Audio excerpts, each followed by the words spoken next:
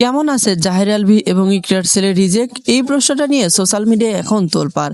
অনেকে সার্চ করে বিষয়টি একটু জানার চেষ্টা করতেছে। তো ভাই, আপনাদের একটা কথা বলে রাখি, একজন মা বাবা হারা সন্তান কত ভালো থাকতে পারে।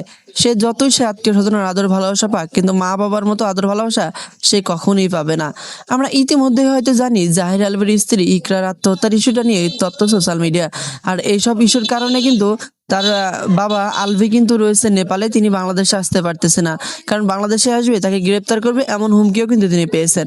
এমনকি এমনকি বিষয় নিয়ে সোশ্যাল মিডিয়া তোলবার, জাহির আলভীর পরকীয়ার কারণে নাকি আলভীর স্ত্রী ইকরা আত্মহত্যা করেছে, এমনটাও সোশ্যাল মিডিয়ায় শোনা যাচ্ছে। তবে এখানে কিছু কথা রয়েছে। জাহির আলভীর স্ত্রী ইকরা নিজের সন্তানের কথা চিন্তা করে হলেও নিজের জীবনটা একটু বাঁচিয়ে রাখতে পারতেন।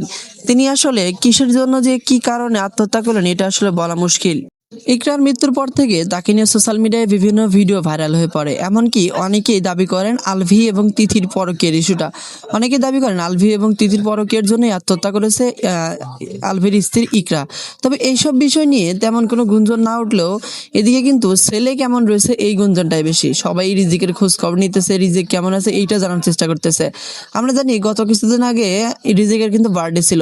তবে দুঃখের বিষয়, সেই বার্থডে শুধুমাত্র সে তার চাচা পাশে ছিল এবং আত্মীয় স্বজন ছিল, কিন্তু তার মা বাবা কাউকে সে পাশে পাননি।